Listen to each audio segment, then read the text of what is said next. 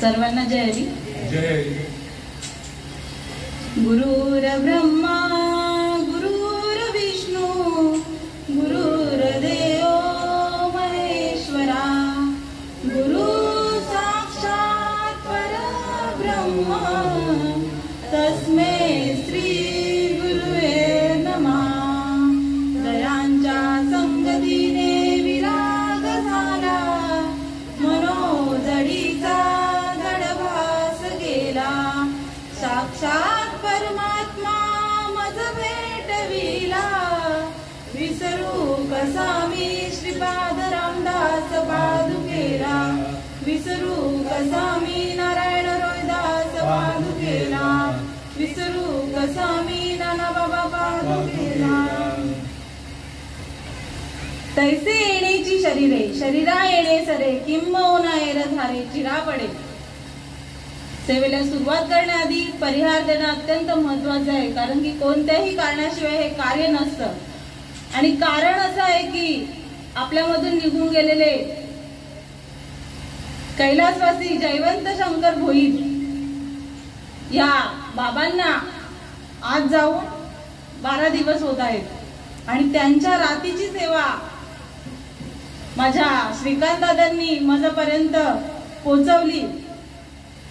त्यांच्या पश्चात असणारे गंभा सुशीला जयवंत भोईर पत्नी, सौभाग्यवती शिल्पा किरण गवारे मुलगी, कुमारी मयुरी जयवंत भोईर मुलगी, सौभाग्यवती माधुरी जयवंत भोईर मुलगी, श्रीकांत जयवंत भोईर मुलगा आणि सौ नम्रता श्रीकांत भोईर सून आणि त्यांची सर्व आप्तेष्ट भाऊ असतील, वहिन्या असतील, पुतण्या असतील, आणि तुम्ही सर्व गावकरी,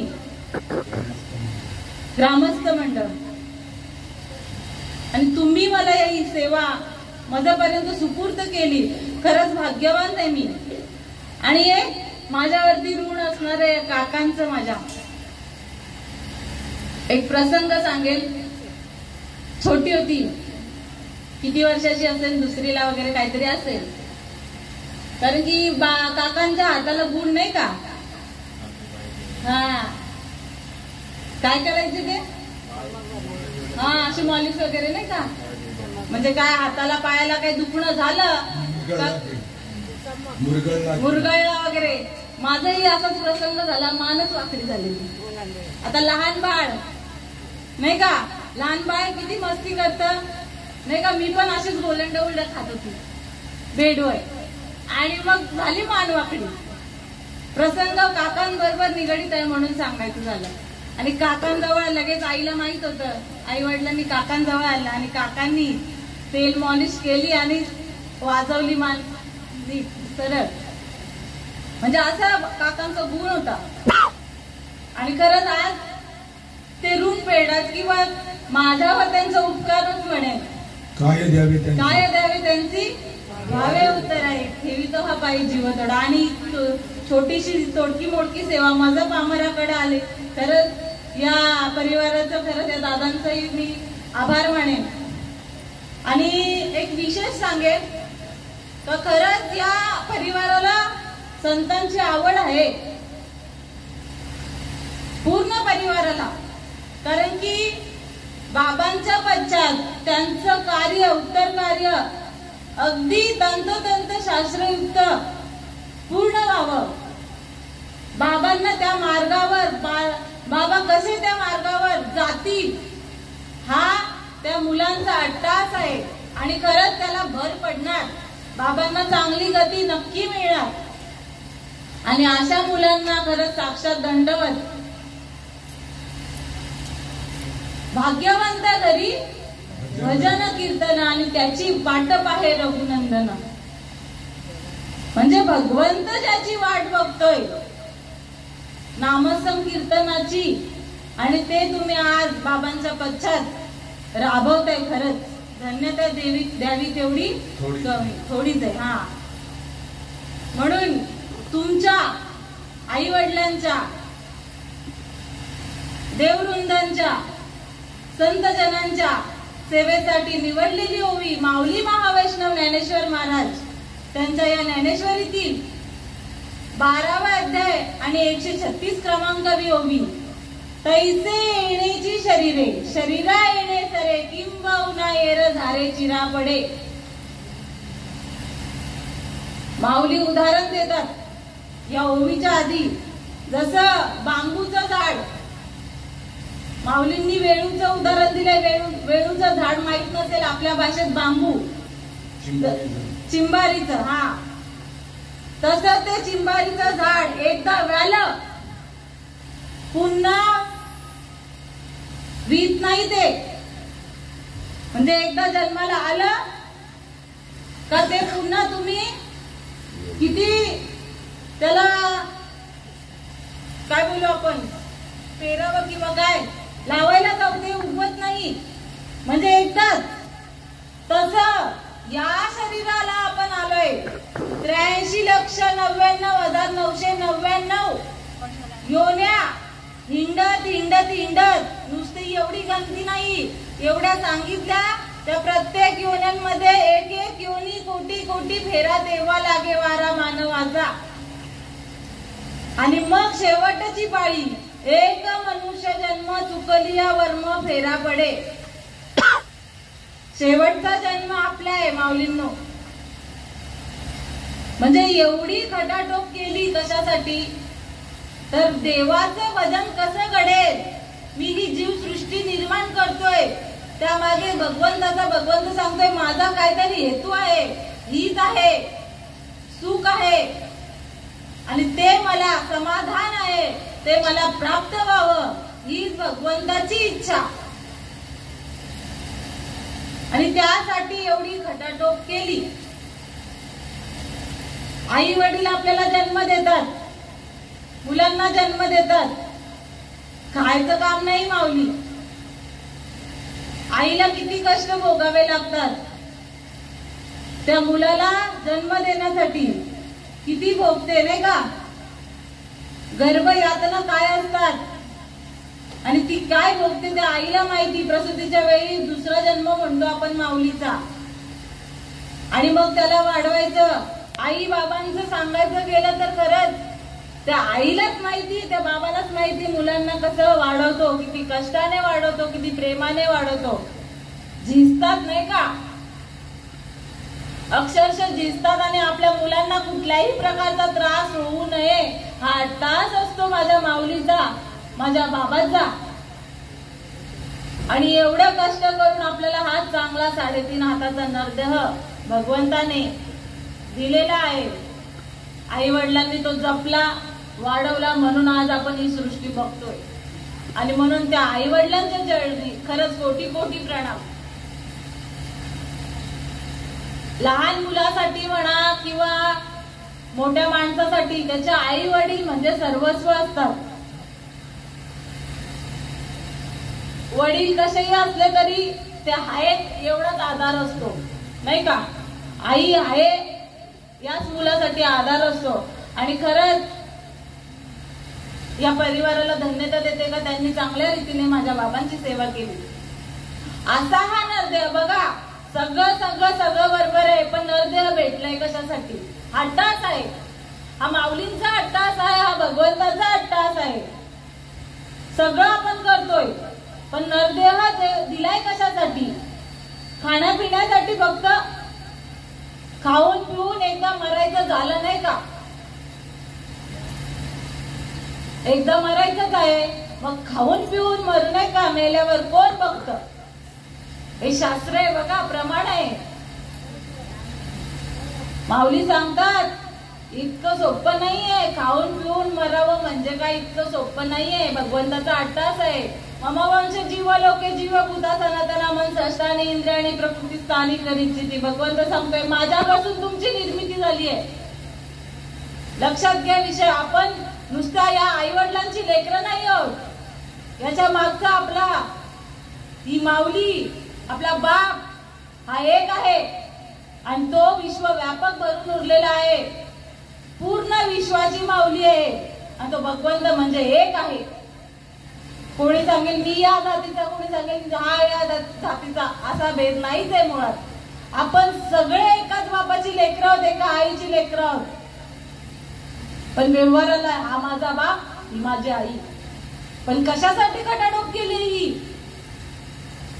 दिले इंद्रिय हातपाय कान, डोळा मुख बोलाया वचन, तेने तू जोडशील नारायण नासे जीव भवरोग.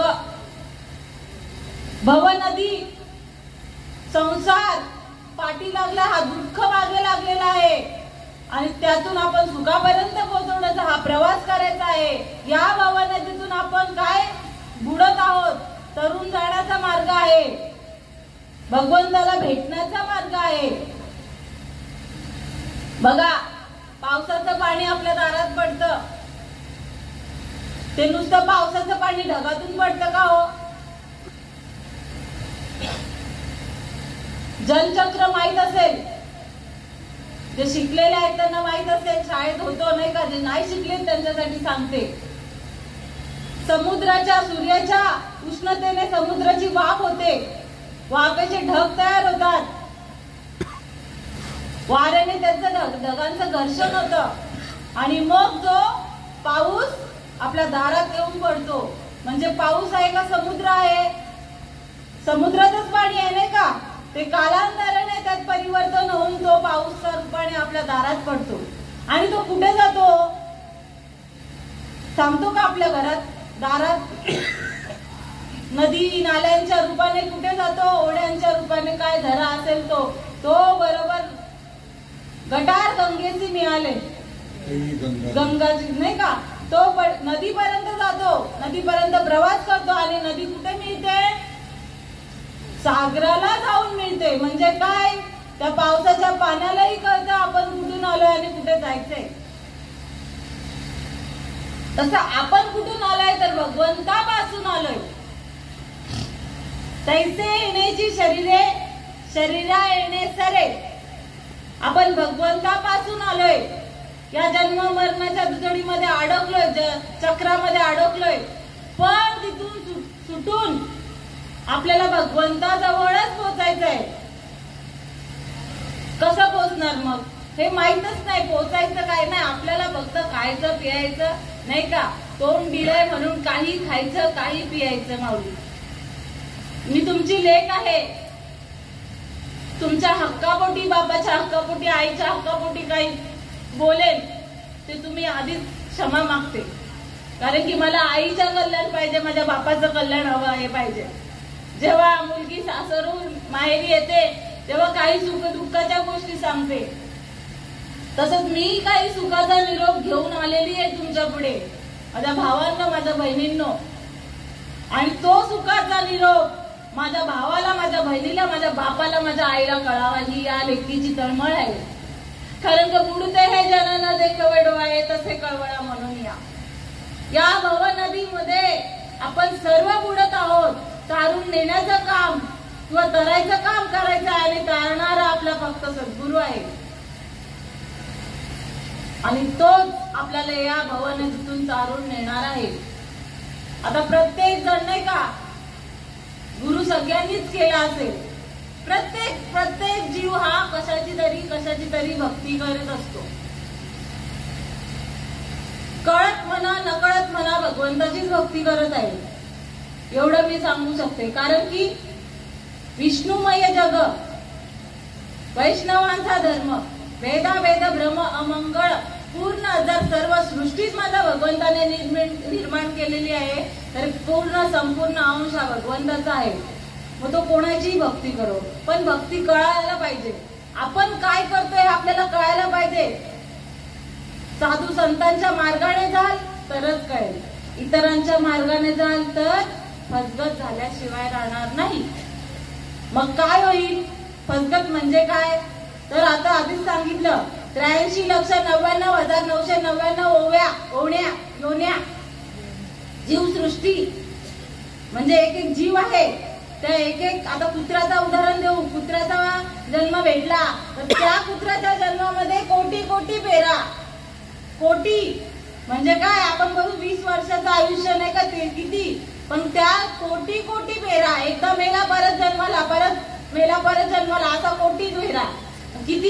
किती कुत्र्या मांजरांचे जन्म? 83,99,999 फक्त पशु प्राण्यांच्या योन्या आहेत या. त्याच्यात मनुष्य जन्म नाहीये.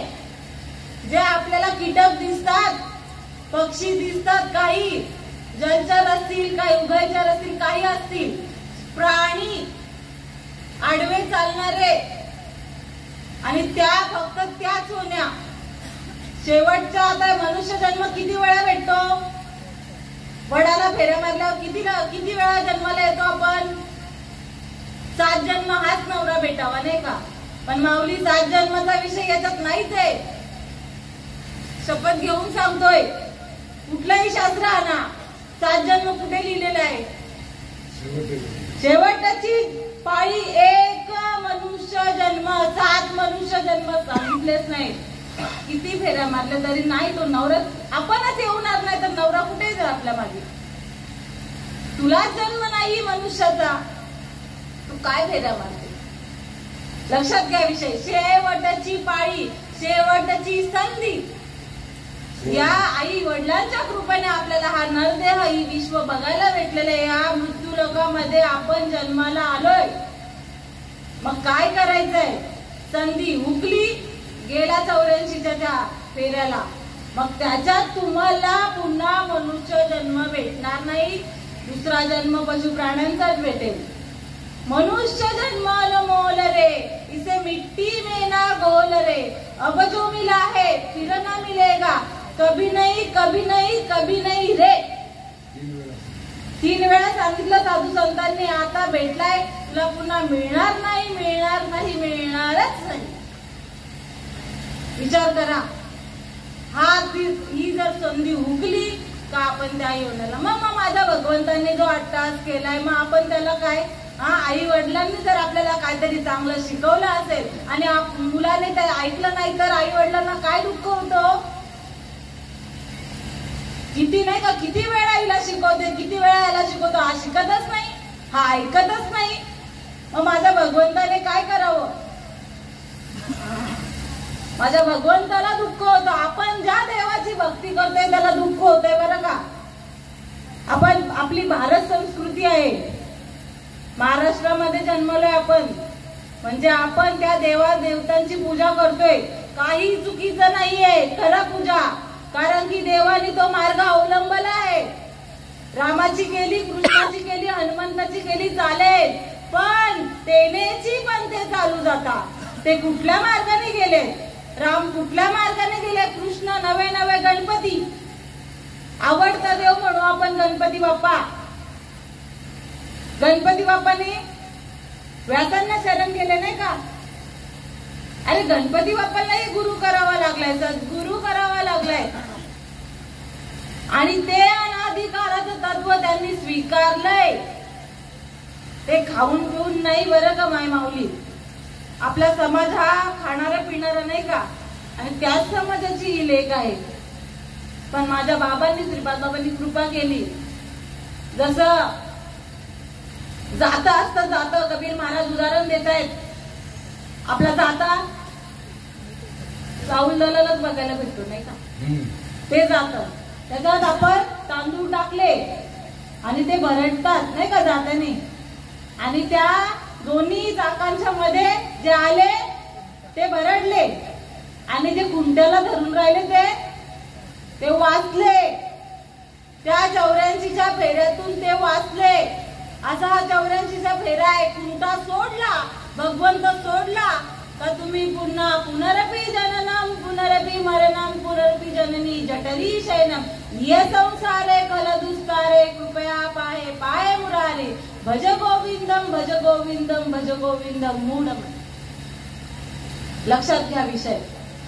परत जन्माला येऊ, परत मरू, वेगळं काय होणार नाही बरं का. आता जन्माला आलंय, फुकट घालवला शरीर, पुन्हा जन्माला येऊ, पुन्हा मरू.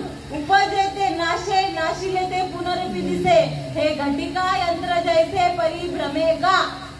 माऊली उदाहरण देतात. घड्याळाचा काटाचा घड्याळ बघा, आता किती वाजले? 8 वाजले. पुन्हा 8 वाजतात सकाळी, पुन्हा रात्रीचे 8 वाजतात. हे चालूच राहणार. तो थांबणार आहे का? सूर्य उगवला, अस्ताला गेला, परत सकाळी उगवला, परत अस्ताला गेला, हे चालूच राहणार आहे. मग तसं जन्म मरणाचं चक्र चालूच राहणार आहे. वेगळं काय? मग काहीतरी वेगळं नाही. जगी वेळा आयचा कोणी, तुका त्याची लोटांगणी. तुकाराम महाराज सांगतात, त्याला आपलंसं करतोय तो या जगातून वेगळा आहे, निराळा आहे, आणि आपण या जीवसृष्टीपासून वेगळे आहोत. लक्षात घ्या. नरदेहाची प्राप्ती झाली आपल्याला. 3.5 हाताचा हा नरदेह भेटला, मस्त सुंदर. किती या देहाची कीर्ती गावी ना तेवढी कमी. साक्षात भगवंत हा नरदेह जेव्हा उत्पन्न झाला, एकामध्ये सांगतात, देखोनी मनुष्य देहासी सुख झाले भगवंतासी अधिकार ब्रह्मज्ञानासी येणे देहाची मतप्राप्ती.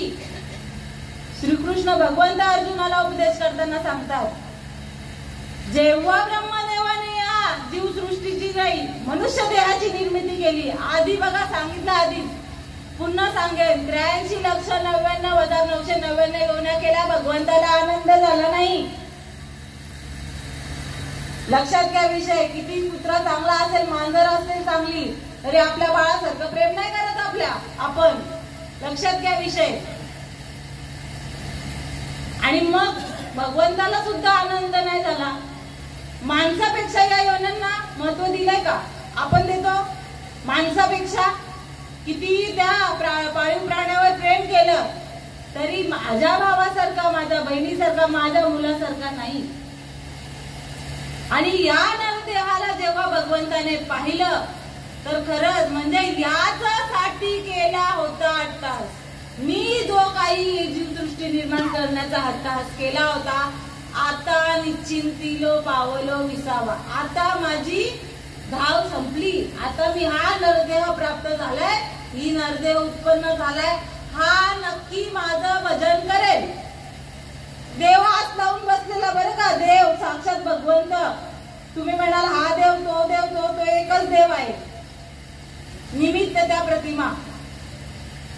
इथे माझे काका बसल्यात, भाऊ बसल्यात, बहिणी बसल्यात, भाऊजाई बसल्यात, सगळे गणगोत बसलाय. पण एक हरी आत्मा जीव शिव सम वायातू दुर्गम न घाली म्हण. जसा माझा आत्मा एक आहे, सर्वांमध्ये भरला घनदाट हरी दिसे. भगवंत आहे प्रभू, तुम्ही महेशाच्या मूळ. माझ्यासाठी तुम्ही खरंच भगवंत आहात, लक्षात घ्या विषय. कारण का भगवंत दिसेल? कारण की मी भगवंत पाहिलाय, नवे नवे तो वास करतोय माझ्यात, आणि तो एकाच चष्म्याने बघतोय बरं का, त्याला अनेक नाही, आणि त्याला एकच दिसतं. असा हा एक भगवंत आहे. आणि तो गणपती बाप्पांचं उदाहरण दिलं मगाशी, त्यांनाही गुरु करावा लागला. कुठला अनादिकालाचं ते तत्वव्यासांनी जे अवलोकन केलं ते गणपती बाप्पाच्या कानात पेरलं. आणि तोच गणपती कुठे आहे? अष्टविनायकला. आपल्या हृदयामध्ये आहे. माऊली पहिली सोवी टाकतात, ओम नमोजी आद्या वेद प्रतिपाद्या जय जय स्वसंविद्या आत्मरूपा देवा तूची गणेशू सकलार्थमती प्रकाशू म्हणे निवृत्ती दासू अवधारी जोजी. हा निवृत्ती दादांचा दास माऊली सांगतायत. तो म्हणतोय की तूच आद्य गुरु आहे, आधी आहे सर्वांचा. वेदांनी तुला महत्व दिलेलं आहे. असा गणपती माझ्या हृदयामध्ये सद्गुरूंच्या कृपेने वास करत आहे, आणि तो मला कळाला. देवाची भक्ती जरूर करा, पण देवानी काय केले ते करा, देवाला काय आवडतंय ते करा. हे खटाटोप फक्त जन्म मरणाच्या चक्रापासून सुटका करण्यासाठी सगळ्या भगवंताचं नियोजन केलंय. कारण की या नरदेहाची प्राप्ती ज्याला झाली तोच फक्त भगवंताला ओळखू शकेल. कुत्रा मांजरा जनावर नाही ओळखणार, आणि काही कहून तर जमणारच नाही. कोणाला सांगितलं ना माळ घाला तर आधी घाले, आता बाटला शरीर नाही का, मग उपास का करता? तो बाटलेलाच आहे. संकष्टीला नाही करत आपण, बाटला ना तो. संकष्टी करून उपयोग काय? गणपतीला 10 दिवस सोडून उपयोग काय? माऊली चुकत असेल तर इथे आठवू शकतं मला, तुमची लेख आहे, राग नाही मांडणार.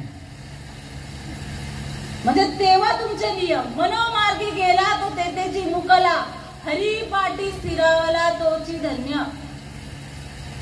हरीचा हा पाठ आहे, हरीचा हा धडा आहे.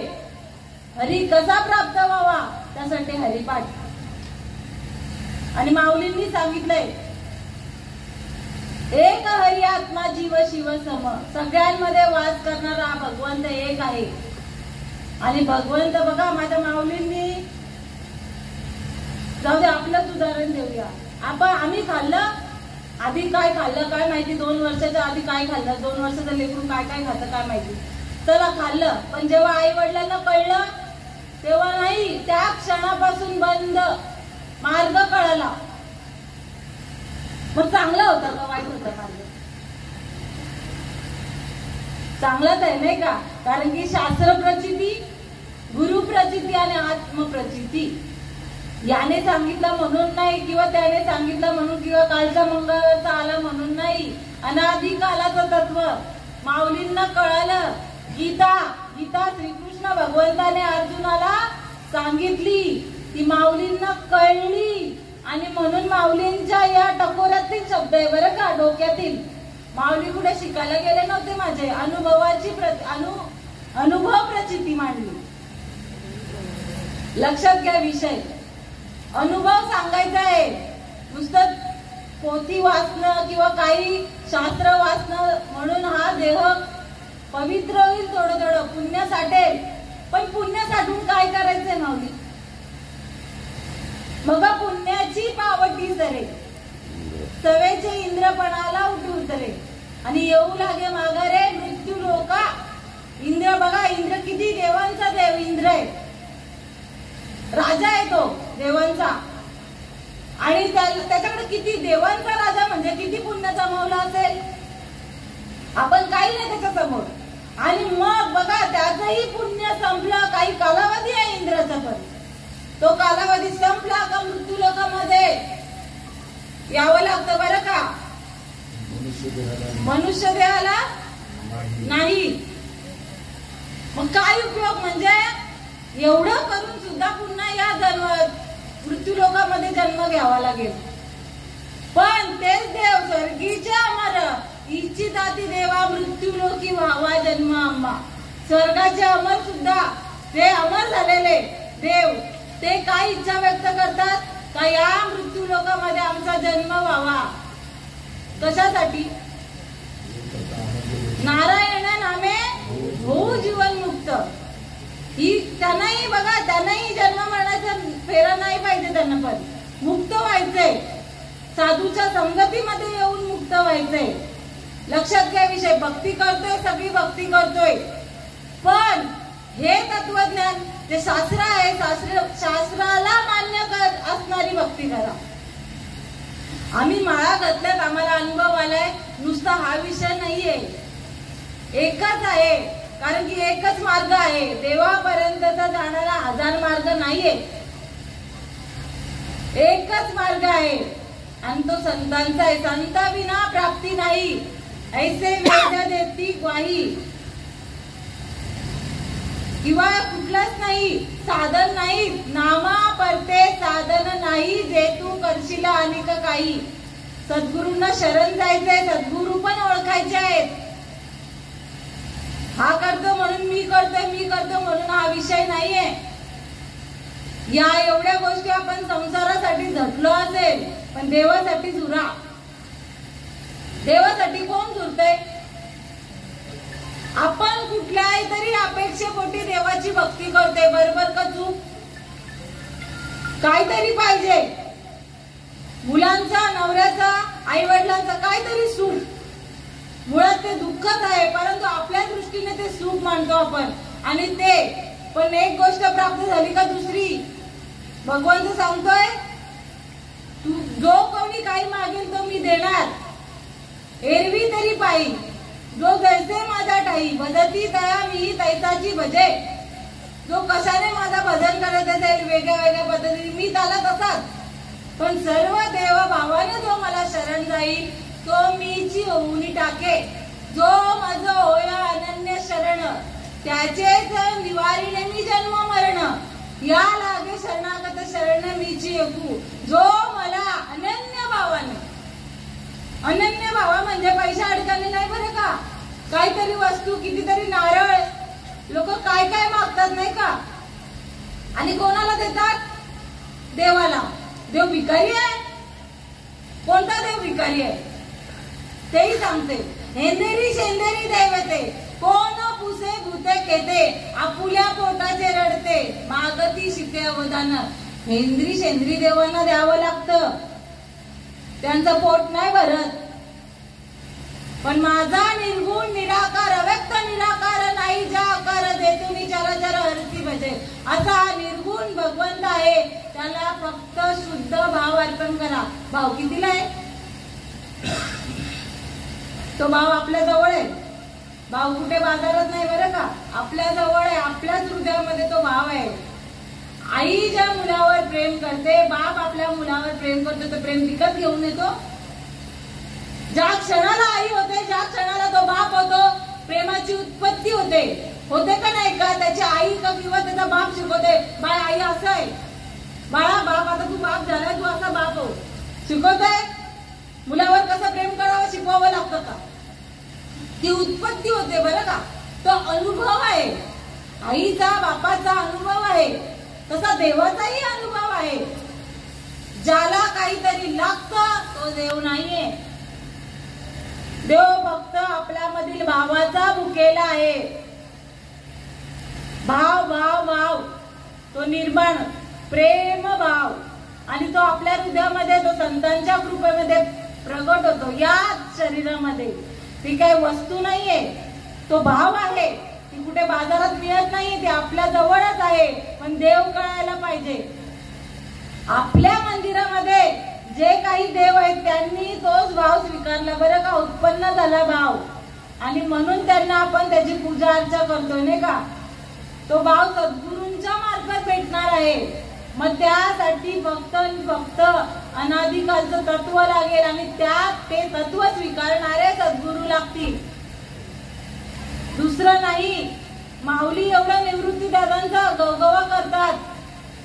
ज्ञानेश्वर माऊली माहिती आहे ना माऊली, तुम्हाला माहित नसेल तर माहित करून घ्या. आपल्या विश्वाची माऊली आहे ती फक्त 22 वर्ष जगली. पण 22 वर्षाचा मुलगा, आपला 22 वर्षाचा मुलगा समोर घेऊ. हा धीरज आमचा काय 20 वर्षाचा, त्याच्या 2 वर्षाचा मोठा. याला कोण बोलेल का आई का बाप. पण माझी 22 वर्षाची माऊली माऊली होऊन जगली आणि माऊली होऊन जगत आहेत आज तागायत. विचार करा काय तत्व असेल ते, काय भगवंताची ख्याती असेल, काय त्यांच्या सद्गुरूंनी काय दिलेलं असेल त्यांना. का 22 वर्षाचा मुलगा हाच माऊली होऊन जगतोय. ते तत्व आहे, ते संतांनी स्वीकारलेलं तत्व माझ्या माऊलींनी स्वीकारलं आणि ते सगळ्यांना सर्व जड जीवाला द्यावं म्हणून माझ्या माऊलींनी हा सेवा दिला बरं का. लक्षात घ्या विषय. तुम्ही तर माझे जीवलग आहात, आई वडील आहात बाबा, परके नाही आहात. जेव्हा रक्ताचं असाचं नातं असलं ना तेव्हा अधिक कळवळा सुटतो नाही का. आणि तसंच तुम्ही खरंच, मी तुमची लेकच आहे, मानली तरी नाही मानली तरी, या गावाची लेक. पण काहीतरी बघा, नुसते लेक आहे आणि नुसता मुलगा आहे किंवा काय हा भाऊ आहे म्हणून ऐकायचं नाहीये. संतांचा निरोप आहे म्हणून ऐकायचा आहे. आपल्याला कटाटोप, आपण बुडत आहोत सध्या, आपण परिस्थिती, आपण किती श्रीमंत असलो किती, ती तुमच्या मनाचं समाधान आहे, तुम्ही मानलेलं समाधान आहे. पण खरी सुख नाही भोगत आहोत. खरा सुख फक्त भगवंताचं नामस्मरणच देतोय आणि ते संत कानामध्ये पेरतात. त्याला काय करावं लागेल, पहिले देवाची आवड निर्माण करावी लागेल.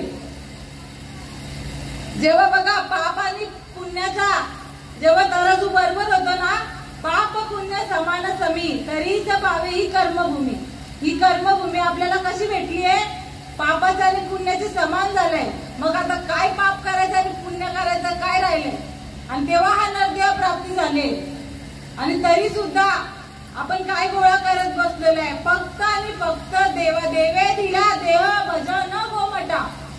देवाचं नामस्मरण करण्याआधी आपला देव कसा आहे, हा निर्गुण निराकार आहे आणि तो फक्त भगवंत आणि त्या सद्गुरू तुकाराम महाराज तुका म्हणे किल्ल्या त्या संता ती दिल्या. लक्षात घ्या विषय. निर्गुण निराकार भगवंत तो आहे आणि तो आपुला तो एक देव करुणी घ्यावा, तेने बिन जीव सुख नये. सद्गुरूंनी काय दिलेलं आहे, नाम रूपी तत्वज्ञान. बघा आता महाशिवरात्री येत आहे, महाशिवरात्रीचा पर्व काळ आहे आणि जे शंकरांनी, बघा जे शंकरांनी केलंय ते आपल्याला आपण करू शकतो. म्हणजे आपण किती भाग्यवान. शंकरांनी जे नाम घेतलंय ते नाम आमच्या जवळ आलंय आणि ते तुम्हालाही भेटावं आणि तुम्ही या जन्म मरणाच्या चक्रामध्ये मधून मुक्त व्हावं. कारण की ही संधी हुकली तर नाही माऊली, पुन्हा नाही. आधीच सांगितलं पुन्हा जन्म नाहीच आहे, मनुष्याचा नाहीये. जर प्राण्यांचा पशूंचा आवडत असेल तर कुशाल जन्माला या, कुशाल असेच मला. त्यासाठी आवडे देवासी तो एका प्रकार नामाचा उच्चार रात्रंदिवस. तुळशी माळ गळा गोपी चंदन टिया, हृदयी कळवळा वैष्णवांचा. सासू सुनाच्या गप्पा मारायला नाही तर हा परमार्थ. लक्षात घ्या विषय. इतर खूप कार्यक्रम ऐकले असतील. घरात आईने कसं वागावं, सुनेने कसं वागावं, सासूने कसं वागावं, मुलांनी कसं वागावं, हे लाख शिकवत असतील. पण काय उपयोग. देवाने देव कसा वागला, संत कसे वागला हे सांगितलं तर देवाने काय केलंय. प्रत्येक घरात नाही का भांड्याला भांड लागतं तो विषय त्या सांगायचा हा शास्त्र नाही आहे. मग हसू चुटकले मारले का आपण हसतो नाही का? हास्य मजाकचा हा शास्त्र नाहीये, खरं सांगण्याचं शास्त्र आहे. हे व्यासपीठ नारदाचं व्यासपीठ आहे, व्यासांचं व्यासपीठ आहे आणि येथून खरंच बोलायचं आणि खरंच सांगायचं आणि खरं फक्त माझा भगवान निर्गुण निराकार भगवंत आहे. आणि संत खरे संतच तुकाराम महाराजांनी नुसतं नाही तुका म्हणे कैसे आंधळे जन गेले विसरूनी खऱ्या देवा, का शब्द वापरला म्हणजे खोट्या देवाची पूजा करत बसलेले आहे. खरा देव कसा आहे? त्याला रंग नाही, रूप नाही, नाही वर्ण छाया, निर्गुण निराकार आहे. आता रामाला आता बघा काय सांगितलं श्रीकृष्ण भगवान, नैनम चिंदंती शस्त्राणी नैनम दहती पावक नाही चैनम क्लेदयंत पण शोषित मारुता. हा गीतेतला श्लोक आहे, त्याचा मराठीत अर्थ सांगते. मी भगवंत स्वतः अर्जुनाला सांगतात, मी कुठल्याही शस्त्राने छेदला जाणार नाही, आगीने जाळला सुद्धा जाणार नाही, वाऱ्याने सुकला जाणार नाही, पाण्याने भिजला जाणार नाही. बघा माझा भगवंत आहे. मग आणि मला नाही, मी नाव सुद्धा नाही, मला रंग नाही. आता आपण ज्या देवाची भक्ती करतो त्याला काहीतरी विशिष्ट रूप आहे का नाही?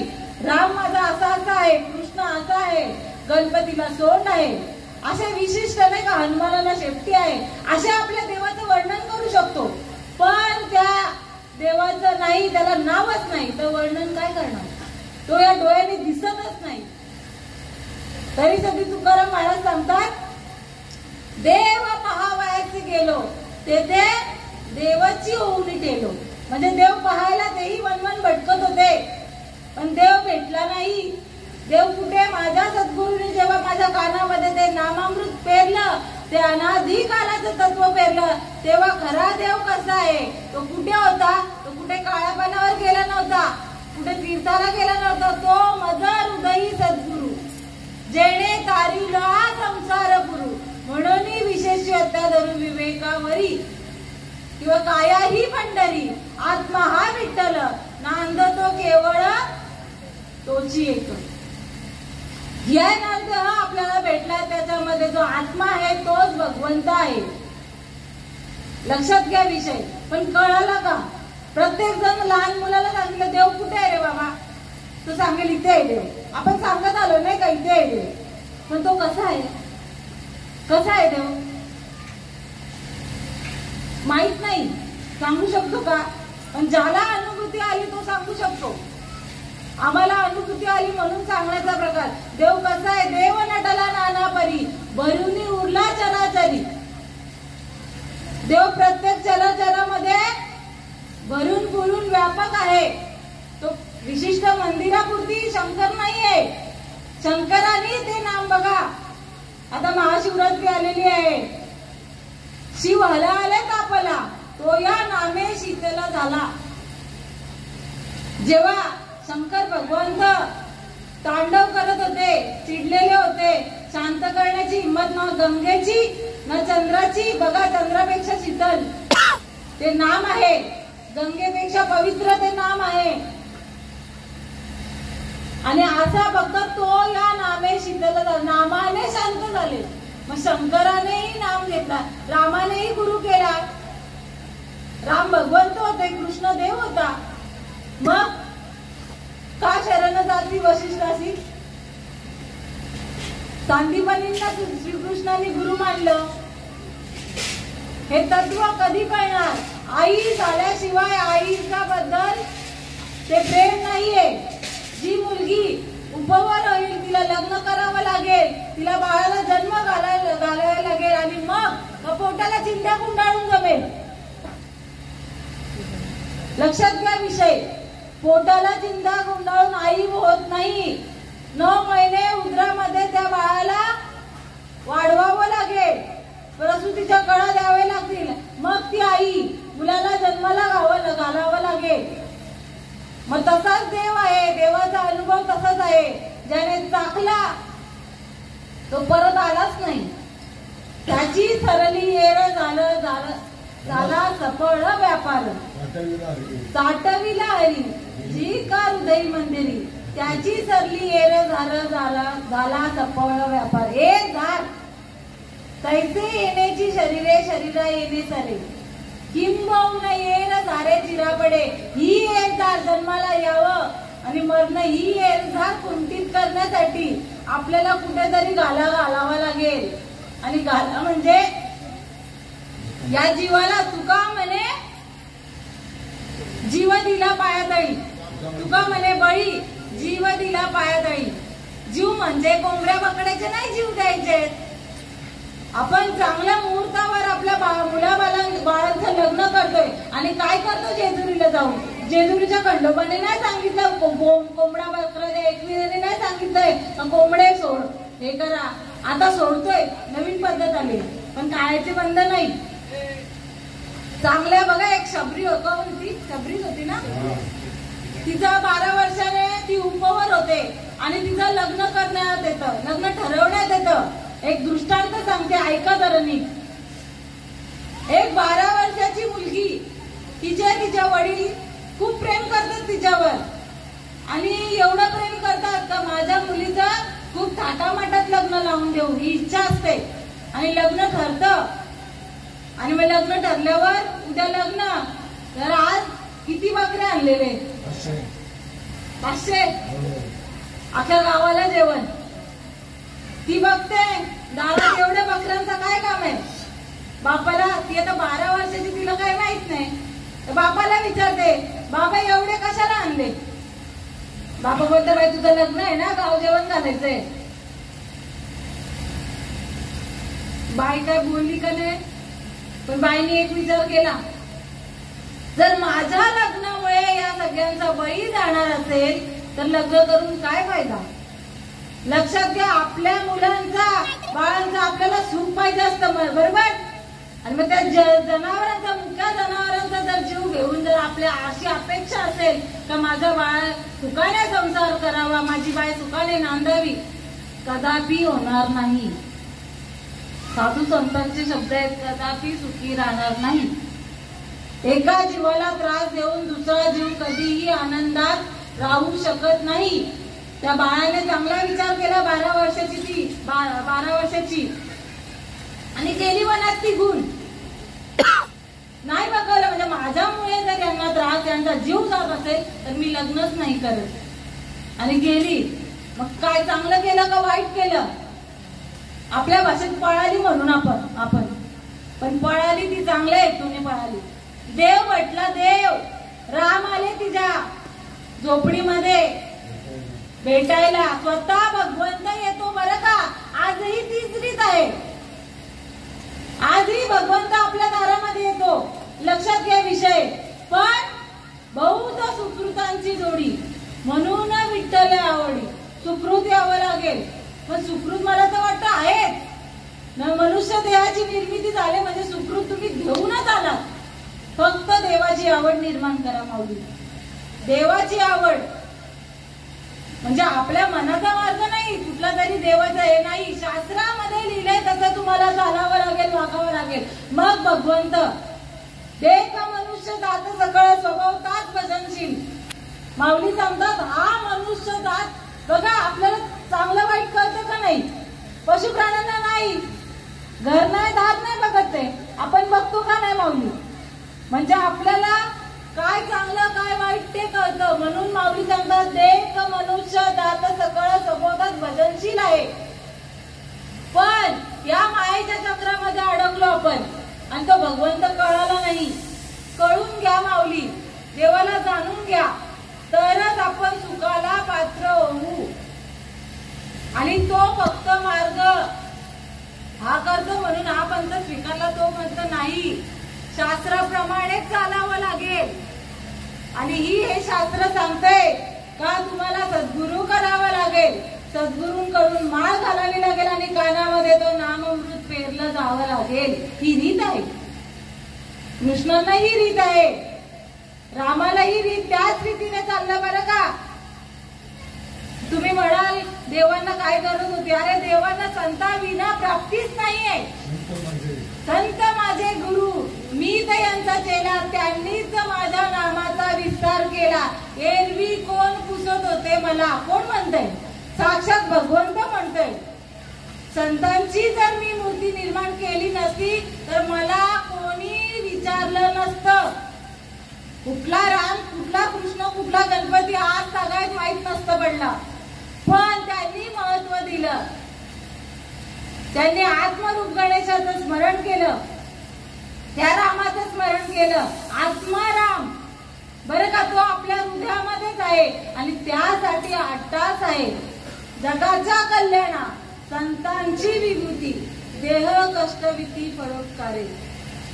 फक्त जगाचं कल्याण व्हावं, जगा बुडते हे जन भगवत नाही. आणि म्हणून सद्गुरूची मूर्ती बघा, देव देवतेची संत, संततेची देव निमित्त त्या प्रतिमा. देवच आले अवताराला आणि सद्गुरूचं रूप धारण केलं. आणि मग ते जे नाम देतात, नुसतं असं नाही बरं का, हाताने जपाल तर नाही होत. लक्षात घ्या, हे मनाने बघा, श्वासाने जपावं लागेल. श्वासाने भजन कर रे गड्या तू, श्वासाने भजन कर. हाताला लकवा मारल्यावर आपली भक्ती राहिली अर्धवट. बोल तोंडाने केल्यावर, वाचा गेल्यावर, लकवा मारल्यावर बोलता पण येत नाही का? मग भक्ती कशी करणार?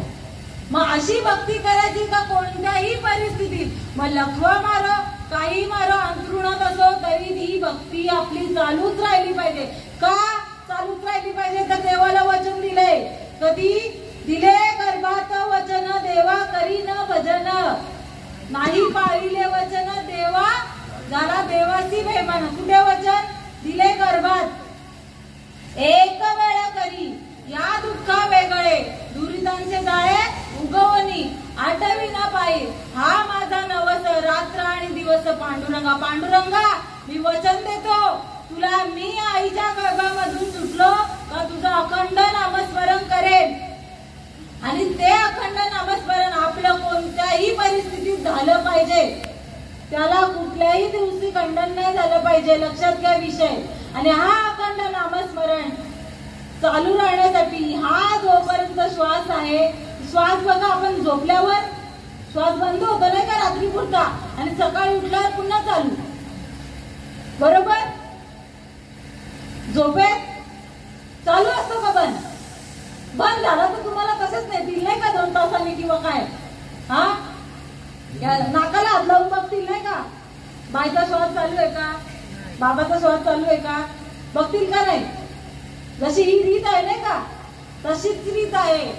श्वास गेला मग रात्री कोण भजन करताय? जागृती, स्वप्नी, सुषुप्ती. जागृती म्हणजे जागे असताना, सुषुप्ती म्हणजे आपण झोपल्यावर. जागेपण पण नाही, स्वप्न पण नाही का? ज्या स्थितीत बघा रात्री स्वप्न पडतंय तेव्हा आपण स्वप्न पाहत असतो पण झोपलेलो असतो. मग काय म्हणाल, जागे होतो का झोपलेले? त्या अवस्थेतही ते भजन, जागेपणी पण आणि झोपले, या तिन्ही अवस्थेमध्येही भजन चालू असतात. ते अखंड नामस्मरण. आणि ती रीत फक्त साधू संतांच्या मांदियाळीमध्ये भेटतं, साधू संतच देतात. मग आपण जेवढी भक्ती केली या आधी, ती बरोबर का ही बरोबर? लक्षात घ्या. झोपेत जर गेला श्वास तर मग तुम्ही 84च्या फेऱ्यात पुन्हा अडकाल. पण अडकू नये वाटतं तर हा अखंड नामस्मरण चालू व्हावा असं वाटतं तर खऱ्या संतांना शरण जा आणि नाम घ्या. नाम जे शंकराने घेतले, कृष्णाने घेतले ते नाम ते कानामध्ये पेटतात आणि ती अवस्था माझ्या माऊलींची झाली, माझ्या तुकाराम महाराजांची झाली. कंठी प्रेम दाटे नैनी निरलोटे, हृदयी प्रगटे राम रूप. मग राम नामे उपजा, आवडी सुख घडोघडी वाढू लागे. सुखाला प्राप्त झाला जेव्हा कंठामध्ये प्रेम दाटून आपण किती संसारासाठी रडतो, देवासाठी. याच्या पुढे जाऊन रडू का त्याच्या पुढे जाऊन रडू? अरे देवासाठी रडा. हा संसार काही नाही, हा संसार दुःखच देणार आहे. संसार दुःखामुळे जाऊ कडे रिंगळ, विश्रांती नाही कोठे रात्रंदिवस तळमळ. संसाराची सुरुवात पण दुःखापासून, शेवट पण दुःखापासून पर्यंत होणार आहे. पण जर देवाला आवडत ते कराल तर देव झाल्याशिवाय राहणार नाही. सुखाला प्राप्त झाल्याशिवाय राहणार नाही. सुख म्हणजे जन्म मरणाचा आपला फेरा. सुखला म्हणजे सुखाला प्राप्त. देव भेटला म्हणजे सुखाला प्राप्त. हरी आला आता मग कैसी भय चिंता, नाही का? हरीच जर हरी रूप झालं तर तुम्हाला कसली चिंता? काय समर्थाची कांता कौराल्य मागे. समर्थाची कांता काय भीक मागायला जाते का? मग तसं समर्थाला आपला नवरा बनवला तर, भगवंताशीच लग्न लागलं तर किती भाग्यवान आपण. आपल्या भाग्याला पारावरच नाही आमचे सद्गुरू असे हात द्यायचे, अब तोंडावर, म्हणजे वर्णन करू शकत नाही तेवढं सुख तुम्ही आज. आम्ही देवाचे जास्त श्रीपाद राहायचे आणि मग माझ्या पांडुरंगाचे. कारण की माझ्या श्रीपाद बाबांनी, माझ्या सद्गुरूंनी अखंड परंपरा बघा, अनादी कालाचं तत्वज्ञान मगाशी सांगितलं. महाविष्णू पासून मुख्य महाविष्णू चैतन्याचे मूळ संप्रदाय फळ तेथून या.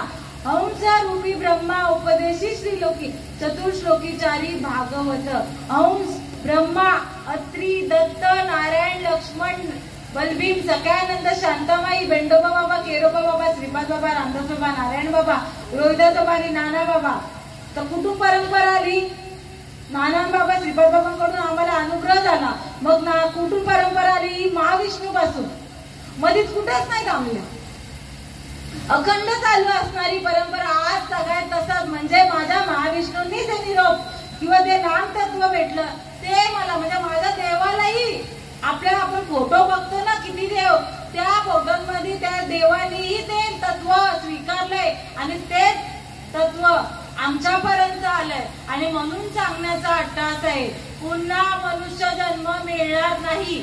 जी काही कटकट केली असेल, कोणाला आवडली असेल, कोणाला नाही आवडली असेल, पण अनुभव आले अंगात ते या जगात येत असेल. जो काही अनुभव, पाठांतराचा विषय नाहीये कीर्तन प्रवचन करणं.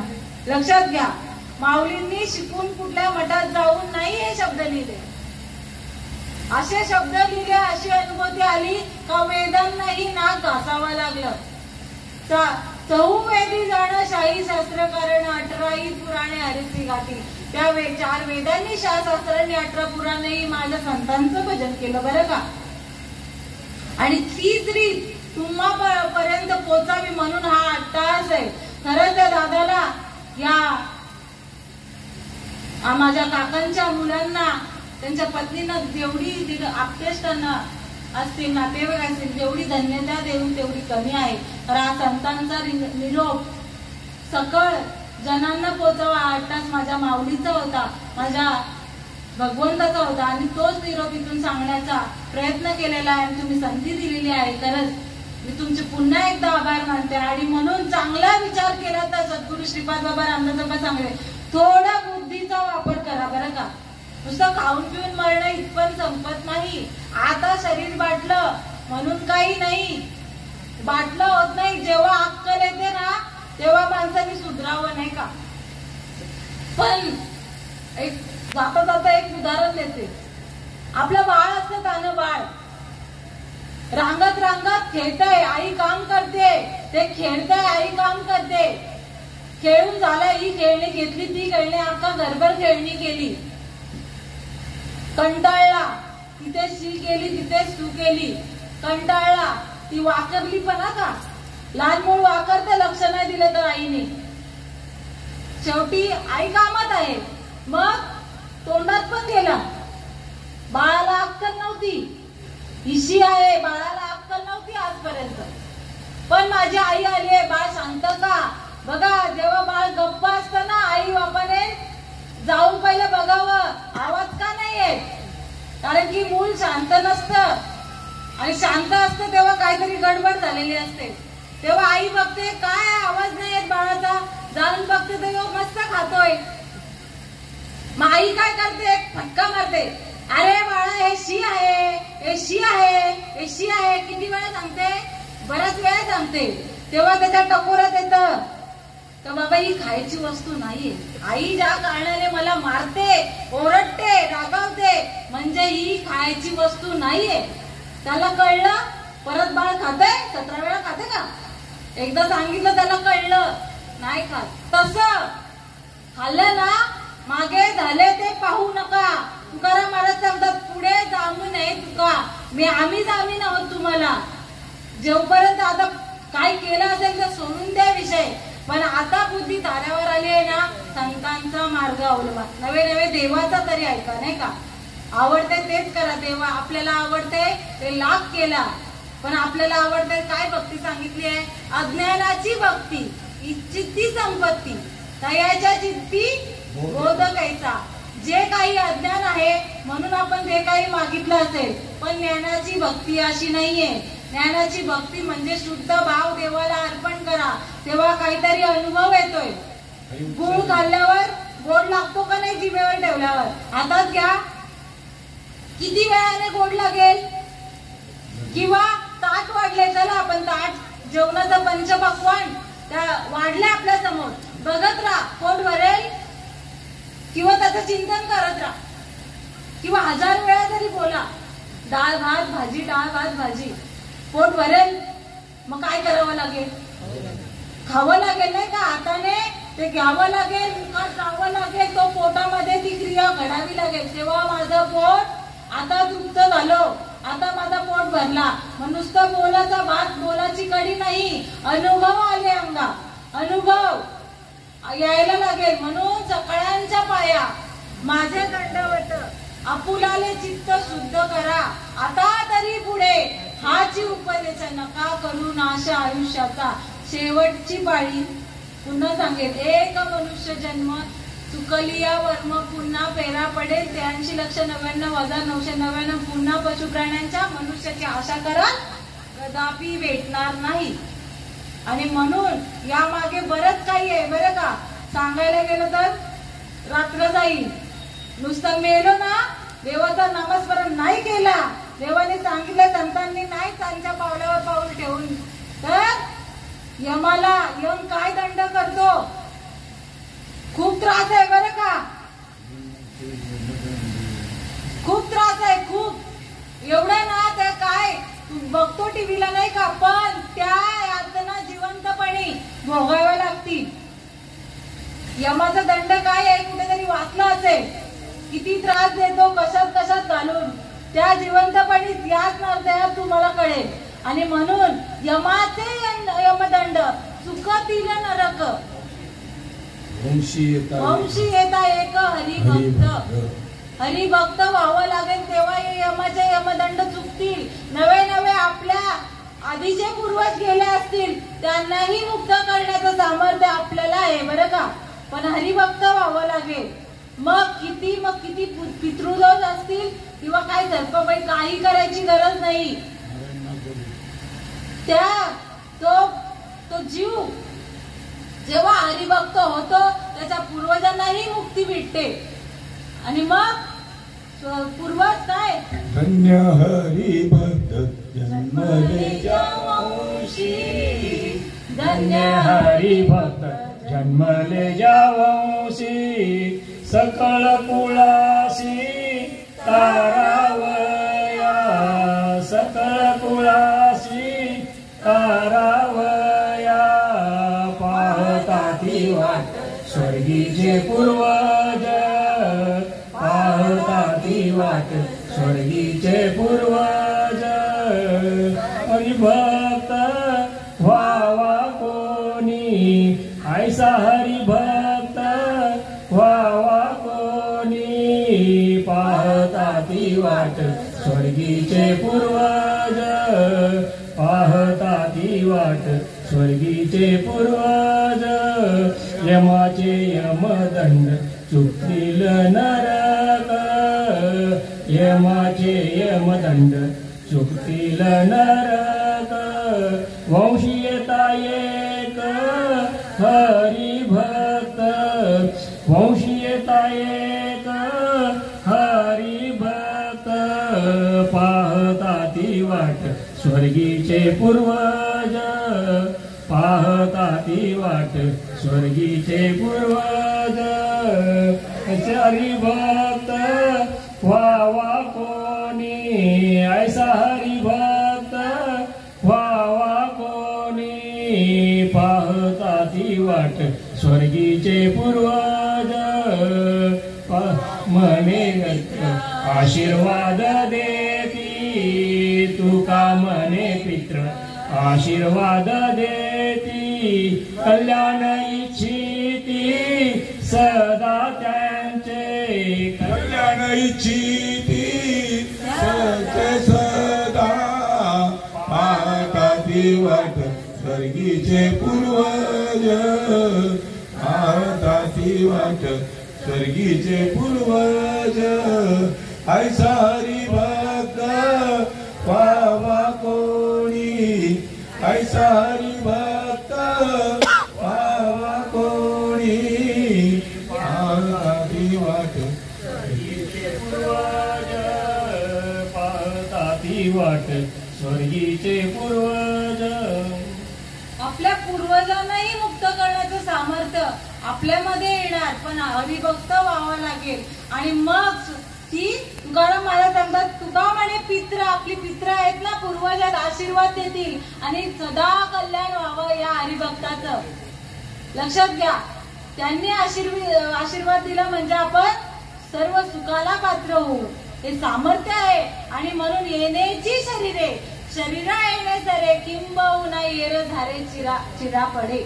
तुम्ही या हृदयाला प्राप्त झालात तर हे जन्म मरणाचं चक्र बाद होण्याचं सामर्थ्य आपल्यामध्ये आहे. म्हणून संतांना शरण जाऊन त्यांचं हे तत्व स्वीकारा. आणि म्हणून जी काही या परिवाराने मला संधी दिली, माझ्या बाबांना चांगली गती मिळणारच आहे याबद्दल किंचितही शंका नाही. मग तुम्ही कितीही करा त्यांच्यासाठी पूजा, पण माझ्या बाबांना चांगली गती मिळाली. लक्षात घ्या, ही शाश्वती फक्त हा हरिभक्तच देऊ शकतो. आणि म्हणून तुमच्या खरंच देववृंदांच्या संतजनांच्या चरणी ही सेवा इथेच पूर्णविराम करते.